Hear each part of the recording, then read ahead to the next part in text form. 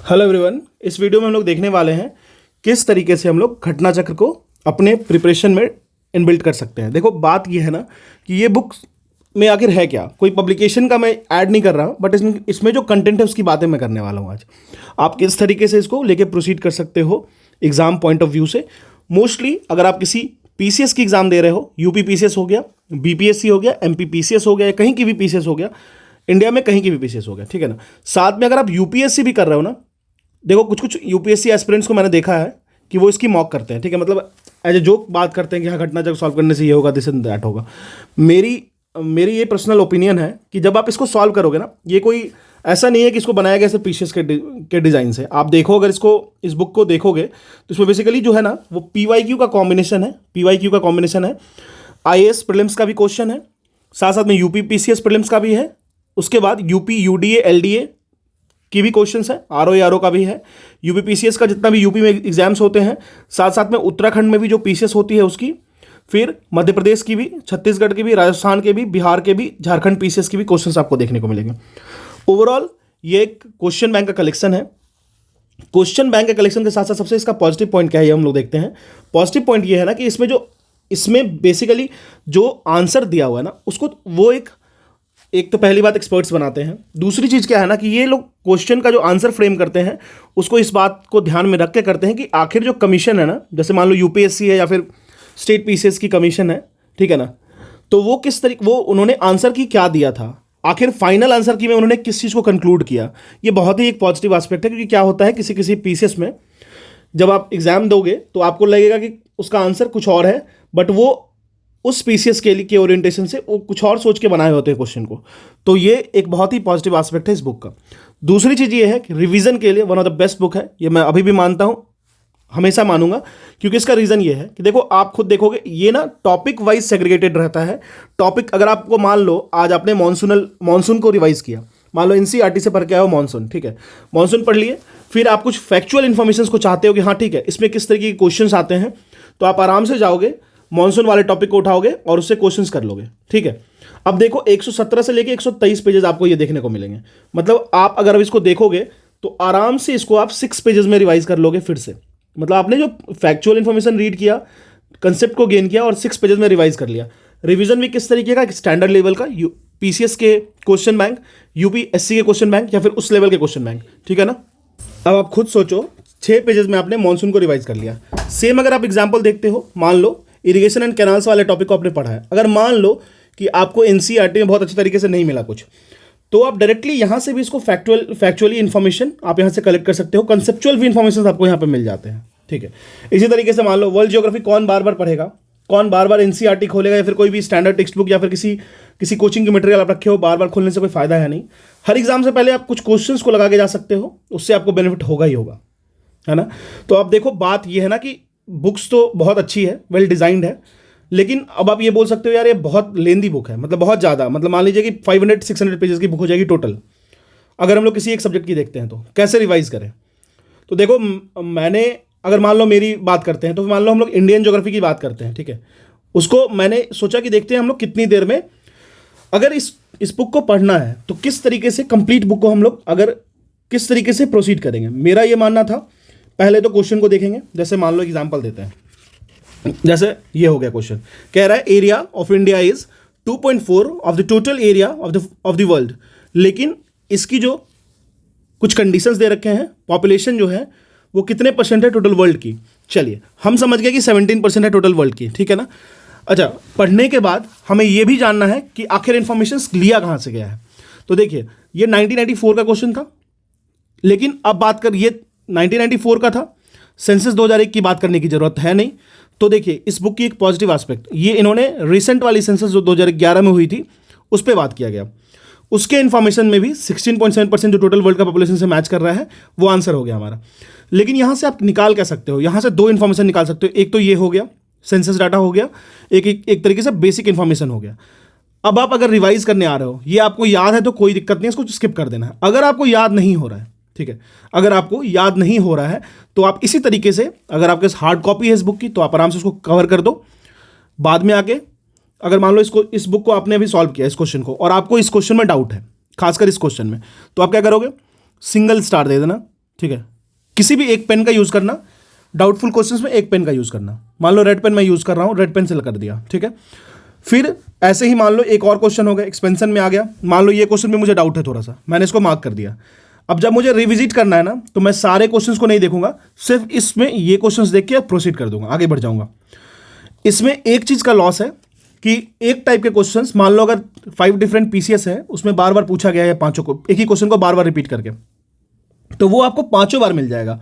तो अगर आप इस बुक को कंडेंस करोगे ना, अगर आप इस बुक को कंडेंस करोगे तो टोटल अगर देखो 500 पेजेस की बुक है ना, तो ये इसमें कंसेप्चुअल जो एनालिसिस है वो आपको टोटल बुक की जो मिलेगी वो मुश्किल से 200 या 250 पेजेस की मिलेगी, ठीक है ना। उसमें से भी जो आपको रिटेन रखना है, रिटेंशन आपको रखना है उस क्वेश्चंस की जो याद नहीं होती है, जो एग्जाम में आपको परेशान करती है, उसमें से भी मुश्किल से 100 पेजेस की होगी। तो वो 100 पेजेस को निकालना कैसे, फिल्टर आउट कैसे करना है, उस 100 पेजेस को फिल्टर आउट करना है इसी तरीके के प्रोसेस से, ठीक है। अगर आप हाईलाइटर यूज़ कर रहे हो या फिर टैब यूज़ कर रहे हो या फिर, तो आसान है, इस तरीके से मार्क कर लोगे किसी भी पेन से। लेकिन अगर हार्ड कॉपी भी है तो भी आप पेन का यूज़ करके ईजिली कर सकते हो, ठीक है। अच्छा, एक और बात, बहुत सारे लोग पीडीएफ मांगते हैं। देखो मैं पीडीएफ तो डाल दूंगा, आप अगर अवेलेबल हो तो टेलीग्राम पर रहना, लेकिन मैं फिर उसको डिलीट कर दूंगा, क्योंकि ये कॉपीराइटेड चीज़ें होती हैं, पीडीएफ डालना सही नहीं होता है, ठीक है। क्योंकि फालतू का वो स्ट्राइक कर देंगे, मैं बाद में फिर से बनाऊंगा नहीं पूरी चैनल को, उतना ज़्यादा टीडियस टास्क मेरे से होगा नहीं, ठीक है। ये एक तरीका हो गया। अब आप रिटर्न आ रहे हो तो इसको फिर से विजिट कर ले रहे हो आराम से। मान लो अगर आपको इस पूरे सब्जेक्ट में रिवर्स वाला पोर्शन ज़्यादा परेशान नहीं करता है, माउंटेन्स वाला पोर्शन ज़्यादा परेशान करता है फिजिकल डिवीजन सेगमेंट में, तो आप क्या करना, जैसे मान लो आप एक किसी भी चीज़ को रिवीजन करना है, तो यहाँ पे जैसे एक सिंगल टिक कर दो, आपका पहला डिवीजन हो गया, फिर सेकंड टिक कर दो, दूसरा डिवीजन हो गया, तीसरा टिक कर दो, तीसरा डिवीजन हो गया। जब भी कोई एग्जाम देने जाओ उससे पहले इसको ही देखा करो। हाँ, तो मैं ये बता रहा था कि जैसे माना इंडियन ज्योग्राफी है, उसको मैंने 18 आवर्स में पूरी की पूरी करा दी है। पढ़ने का तरीका, मैंने किसी भी बॉक्स को कंसेप्चुअली स्किप नहीं किया है। मतलब ये है कि मैं एक एक क्वेश्चन पे 1 बाय 1 ईच क्वेश्चन को किया हूँ। तो देखो कंटिन्यूसली 18 आवर्स तो कोई बोल नहीं सकता है, लेकिन आप फिर भी अगर मान लो कोई एग्जाम है, आप 9 दिन लेते हो, 9 डेज लेते हो, ठीक है। इसकी इंडियन ज्योग्राफी काफ़ी 300 पेजेस की है लगभग, तो 9 डेज लेते हो और डेली 1 आवर आप कंटिन्यूसली इसको पढ़ते हो, ठीक है, या फिर 2 आवर्स इसको कंटिन्यूसली पढ़ते हो, तो आप इसको इजीली खत्म कर सकते हो। एक सब्जेक्ट आपकी प्रॉपर रिवीजन हो जाएगी 9 दिन में।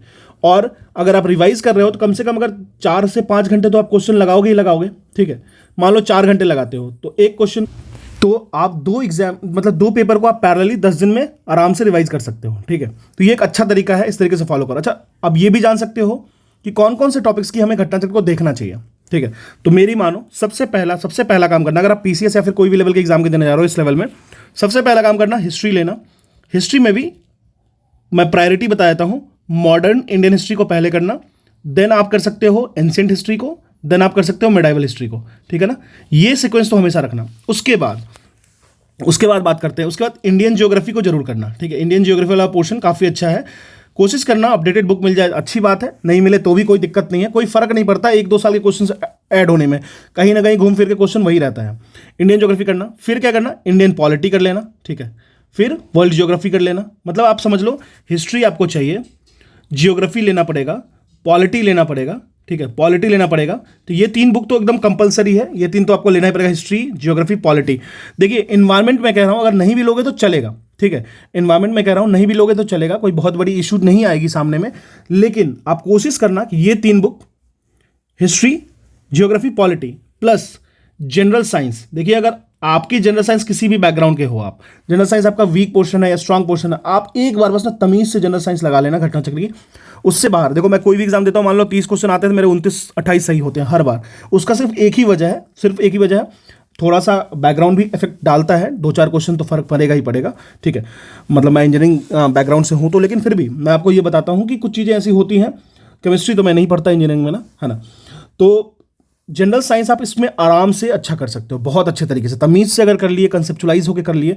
उसके लिए भी मैंने फिजिक्स केमिस्ट्री डाल रखा है, ठीक है। अभी मेरा कुछ पर्सनल मतलब काम है, उसके कारण मैं उसको डिले कर रहा हूँ बायो वाले सेगमेंट को। मैं बायो भी सेगमेंट डाल दूंगा, कंप्लीट एकदम अच्छे से डाल दूंगा। तो केमिस्ट्री फिजिक्स तो ऑलरेडी डन है। हिस्ट्री वाला पोर्शन में modern Indian history most to most 1905 से 1947 तक कंप्लीट है। जियोग्राफी वाले पोर्शन में इंडियन जियोग्राफी फुल्ली कंप्लीट है, उसमें आपको सोचना नहीं पड़ेगा। पॉलिटी में आप रिवीजन करना चाहो तो रिवीजन कर सकते हो, पिक्टोरियल वाली बुक से वो डाला हुआ है, इन्वायरमेंट भी वो डाला हुआ है पिक्टोरियल वाला। लेकिन क्वेश्चन बैंक लगाने का तरीका मैंने आपको बताया, क्वेश्चन को मार्क करो, सिंगल स्टार डबल स्टार का कंसेप्ट रखो। सिंगल स्टार पहले रिवीजन के वक्त लगाना, उसके बाद अगर री रिटर्न होते हो तो डबल स्टार कर देना। जैसे जो क्वेश्चन आपको लग गया कि हाँ अब ये याद हो गया है, अब इसको पढ़ने की जरूरत नहीं है, अब इसको याद करने की जरूरत नहीं है, तो उसको इस तरीके से कर्व कर दो, ठीक है। तो इससे क्या होगा, चीज़ें आपको और धीरे धीरे कंडेंस होते चला जाएगा, है ना, बहुत ही ज़्यादा कंडेंस। अच्छा हाँ, एक चीज़ और बताना भूल गया मैं, देखो कभी भी ना घटना चक्र का थ्योरी पढ़ के फिर क्वेश्चन सॉल्व करने मत जाना। उससे क्या होगा, थ्योरेटिकल जो होता है ना पोर्शन, वो सेम होता है इनके क्वेश्चन के पोर्शन से। ये चीज़ थोड़ा सा नेगेटिव पॉइंट है। नेगेटिव पॉइंट कहने का ये मतलब हुआ कि यार सेम चीज़ को आप डाल दिए हो तो क्या फ़ायदा। आप क्वेश्चन पढ़ो, थ्योरी पढ़ने की जरूरत नहीं है, सीधे क्वेश्चन पे आप जंप कर सकते हो, ठीक है ना। तो इसको आप एग्जाम में यूज़ करो। जैसे अभी CSIR का एग्जाम है, मान लो UPPCS का एग्जाम है, MPPCS का एग्जाम है, हर एक एग्जाम में ये एकदम रामबाण की तरह साबित होता है क्योंकि इसका एक ही वजह है यार, ये किसी के द्वारा डिजाइन किया गया नहीं है, ये ऑलरेडी जो question previous year question bank में पूछे जा चुके हैं ना PYQs में, उसी का कॉम्बिनेशन है, बस इतना है। देखो गलतियां भी हैं इसमें, ऐसा नहीं है, लेकिन ये लोग कोशिश करते हैं कि गलतियां जितनी ज़्यादा रेक्टिफाई हो सके। ये ओपन प्लेटफॉर्म पे डाल रखे हैं, गलतियों को रेक्टिफिकेशन करने के लिए व्हाट्सअप नंबर ये सब प्रोवाइड कर रखे हैं, तो इनका कोशिश रहता है कि हाँ इसको ठीक कर दिया जाए। तो मेजॉरिटी आपको ठीक ठाक मिलेगा। आंसर कीज जो कमीशन प्रोवाइड करती है उसके अकॉर्डिंग मिलता है, तो आप उसको भी देख सकते हो। तो ये हो गया, मैंने आपको बता दिया है, पहले हिस्ट्री को फिनिश करना, फिर जियोग्राफी को प्रायोरिटी देना, फिर पॉलिटी को प्रायोरिटी देना, ठीक है, पॉलिटी को प्रायोरिटी दोगे, ये 3 तो होगा, उसके बाद फिर जनरल साइंस को प्रायोरिटी दोगे। ये 4 तो आपको करना ही करना है इससे। अगर आप चाहते हो कि इकॉनमी आप रिवाइज करना चाहते हो, इकॉनमी भी दे सकते हो। देखो इकॉनमी का भी कुछ है, जैसे 5 ईयर प्लान हो गया, बैंकिंग हो गया, फिर इन्फ्लेशन हो गया, ठीक है ना, नेशनल इनकम वाला टॉपिक हो गया, ये सब चीज़ें आप इससे कर सकते हो। स्कीम्स हो गया, ठीक है, सोशल सेक्टर स्कीम्स हो गया, सोशल सिक्योरिटी स्कीम्स हो गया, वो सब चीज़ें जो टिपिकल ट्रेडिशनल क्वेश्चंस आते रहते हैं। बजट वाला पार्ट हो गया, फिर इकॉनमी सर्वे वाला पार्ट हो गया, वो आपको रिसेंट वाले बुक में मिलते रहेगा। इतना तो आपको करना चाहिए, ठीक है। तो देखिए अब रिवीजन की बात रही, कहीं कहीं आपको ऑनलाइन नोट्स भी कहीं कहीं मिल जाते हैं। तो देखो मेरी यही मानना है कि क्वेश्चन को रिविजिट करो, आपको खुद कॉन्फिडेंस बिल्ड होगा। एक बार उस टॉपिक पे गए, फिर दूसरी बार गए, फिर तीसरी बार गए, चौथी बार गए, तो उससे ना आपको खुद कॉन्फिडेंस बिल्ड होता चला जाएगा। PCS जैसे लेवल एग्जाम, इवन UPSC में, अब एक बात मुझे बताओ आप, जैसे मान लो काकोरी कांड हुआ था, ठीक है ना, काकोरी कांड हुआ, उसमें जो काकोरी एक्शन कह लो आप, यूपी गवर्नमेंट ने उसको काकोरी एक्शन में कन्वर्ट कर दिया है, ठीक है। लेकिन आप बताओ उसकी फैक्चुअल इन्फॉर्मेशन किसी PCS में पूछे या फिर UPSC पूछे, उसमें कोई फर्क पड़ेगा क्या? नहीं पड़ेगा। हाँ, अगर आप UPSC की तैयारी कर रहे हो तो आपको विजन IAS को वर्स करना होगा। विजन IAS पढ़ने का क्या फायदा होता है? विजन IAS पढ़ने का यही फायदा होगा, विजन IAS से जब भी आप करंट अफेयर कर रहे हो ना, तो उसमें स्टैटिक पोर्शन इनबिल्ट होता है। स्टैटिक पोर्शन इनबिल्ट करने का मतलब, जैसे मान लो आप अगर नीति आयोग पर रखे हो, ठीक है, national institute for transforming India, अगर इसके बारे में पढ़ रखे हो लेकिन आप रिवाइज नहीं किए हो पिछले 1 महीने से, तो मान लो कोई एक आर्टिकल आता है, नीति आयोग की कोई रिपोर्ट आ जाती है, उसके थ्रू क्या हो जाएगा, उसके थ्रू आप उसको रिवाइज कर सकते हो, रिविजिट कर सकते हो, और उस बुक में नीति आयोग को पूरा अच्छे से एक्सप्लेन किया होगा, ठीक है। तो कुछ चीज़ें होती हैं जो एडिशनली आपको ऐड करनी पड़ती हैं। न्यूज़पेपर पढ़ने का हैबिट डालना होगा। एडिटोरियल देखो बहुत ज़्यादा यूट्यूब पे हो गया ना, एडिटोरियल ये सब डाल देते हैं लोग। देखो शुरू में तो लो मत, अच्छे से लो, क्योंकि क्या होता है कि हर लोग आपके घर पे आएंगे, आप 2 लाख 3 लाख रुपए लगा के हर जगह कोचिंग नहीं करोगे, ठीक है। फिर रही बात, देखो ये तो एक बेसिक सा एग्जाम्पल हो गया। अब मान लो कि कोई एक फैक्चुअल इन्फॉर्मेशन आपको इसके बॉक्स के अंदर से आती है, ठीक है। वैसे कभी भी ना क्वेश्चन पढ़ के इसके थ्योरेटिकल पोर्शन को मत, जो बॉक्स में होता है उसको इग्नोर मत कीजिएगा, उससे ना कुछ चीज़ें निकल जाती हैं, ठीक है। उससे कुछ फैक्ट्स निकल जाती हैं जो आपको अंडरलाइन कर देना, उसको एक बार अंडरलाइन इस तरीके से कर देना।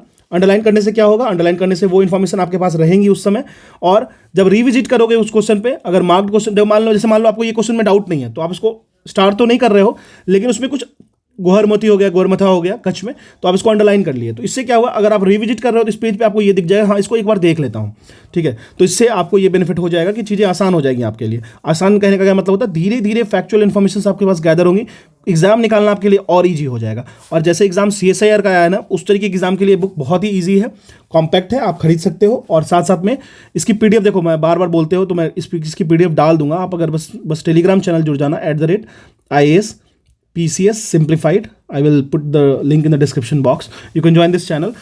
पुट तो कर दूंगा लेकिन थोड़ा लेट होगा, कभी रात में जाके डाल दूंगा पूरी की पूरी जितनी भी है मेरे पास, ठीक है। देखो बात ये है कि मैं एनोटेशन यूज़ कर लेता हूँ, तो एनोटेशन में पूरा का पूरा बुक ही एनोटेट हो जाता है। अब मैं उसको ऑफ करना भूल जाता हूँ कभी कभी, तो उससे क्या होता है, पूरी बुक देखो, जैसे मैं दिखाता हूँ, ये पूरी की पूरी इंडियन ज्योग्राफी मैंने किया था, उसकी पूरी एनोटेशन इस तरीके से है। और मैं कैसे सॉल्व करता हूँ, मेरा कभी कभी मेथड में यूज़ करता हूँ, जब क्वेश्चन सॉल्व करता हूँ तो एलिमिनेशन टेक्निक लगाता हूँ। कभी क्या होता है, कभी कोई वाइल्ड ट्रिक्स हो जाता है जिसको यूज़ करके आप आंसर तक पहुँच सकते हो। कभी कभी क्या होता है कि लैंग्वेज को आप लिंगुअल वे में भी आंसर तक पहुँच सकते हो। जैसे मान लो गाली कोंडा हो गया, कोंडा जैसे देवराकोंडा, इस तरीके से आप पहुंचोगे तो आंध्रा की तरफ मूव करोगे। फिर जैसे मान लो कुछ चीज़ें होती हैं जो एकदम किसी रीजन की चीज़ें को बताती हैं वो, ठीक है ना, जैसे नाड हो गया, वायनाड हो गया, ठीक है ना, तो कुछ चीज़ें होती हैं जो रीजन को डिपिक्ट करती हैं, सिंबलाइज करती हैं, तो उससे भी आंसर पे मैं बहुत बार गया। देखो मैं इस पूरे बुक को लगाया था 18 घंटे में, 18 घंटे की वीडियोज़ पड़ी है ऑलरेडी, 19 घंटे मान लो ओवरऑल। तो उस पूरे बुक को 18 घंटे में, मतलब मैं कंटिन्यूस बोला तो 18 घंटे लगेंगे। तो आपके पास तो एक दिन में 24 घंटे होते हैं, तो आप लगा लो, मान लो 3 से 4 दिन रख लो, 4 दिन में भी तो रिवाइज कर सकते हो आप, कोई बड़ी बात नहीं है। और अगर आपको नहीं मन करता है रीड करने का बार बार, तो आप मेरे वीडियो से भी कर सकते हो, उस पर भी मैंने अच्छी तरीके से प्रॉपर एक्सप्लेनेशन किया है। लेकिन इस बुक को आप यूज कर सकते हो किसी भी छोटे मोटे एग्जाम के लिए, और बहुत ही उम्दा रहेगा। ये 4 बुक तो आपको यूज़ करना है, बाकी आप चारों बुक कर लिए उसके बाद आपको जहाँ जो करना है करो, लेकिन ये 4 बुक आपको करना चाहिए, ठीक है ना। This is all about how you should move to Ghatna Chakra books. देखो घटना चक्र इसलिए करता हूँ, रिवीजन के लिए अच्छा सा सोर्स है, और ये किसी की मतलब बुक तो पब्लिकेशन का है, लेकिन फिर भी इसमें जो कंटेंट है ना वो ओरिजिनल जो क्वेश्चन पेपर सेट करते हैं डिफरेंट डिफरेंट PCS में, और साथ साथ में जो UPSC में, उसकी कॉम्बिनेशन है। तो इस पर आप अच्छे से रिलाई कर सकते हो, और इसका जो आंसर है उसमें आंसर की का भी बहुत बड़ा वैल्यू है। रही बात घटना चक्र की नोट्स बनाने की, तो देखो मैं रिकमेंड नहीं करूँगा नोट्स बनाने की। ऑलरेडी ये आपको एक थ्योरेटिकल पोर्शन है, आप मार्क करके इसको बार बार चैप्टर वाइज जाकर के रिवाइज कर सकते हो। हाँ, आप एक सीट बना सकते हो, उस सीट पे ये लिख सकते हो कि हाँ चलो मान लो कि मुझे हिमालयाज पढ़ना है, रिवर्स पढ़ना है, इसमें ये डाउट हो रहा है, ये पोर्शन 5 स्टार है जो मुझे हिंडर प्रोवाइड करता है, एग्जाम में से क्वेश्चंस नहीं बनते हैं मेरे से, तो आप उसको उस तरीके से सॉल्व, तो सीट में आप मेंशन कर सकते हो कौन से टॉपिक्स आपको ज़्यादा परेशान कर रही हैं, तो उसको उस बुक में डाल देना। जब भी आप रिवीजन करने जाओ तो उस पेज को आप पेज नंबर या फिर सब्जेक्ट नंबर, टॉपिक नंबर लिख सकते हो, वहाँ से डायरेक्टली विजिट करके उसको पहले रिवाइज कर लो। तो ऐसा कर सकते हो। नोट्स कितना बनाओगे, ऑलरेडी 500 पेज की बुक है, तो 200 पेज की है ना, तो आप नोट्स बनाने में मुझे नहीं लगता कि इससे कॉस्ट बेनिफिट है, तो आप नोट्स मत ही बनाना, है ना, ठीक है। This is all about how to read Ghatna Chakra. और भी कोई डाउट है, और भी कुछ अगर आपको क्लियर करना है, तो आप टेलीग्राम पे भी जुड़ जाना, इंस्टाग्राम पे भी जुड़ सकते हो ISP सिंप्लीफाइड पे।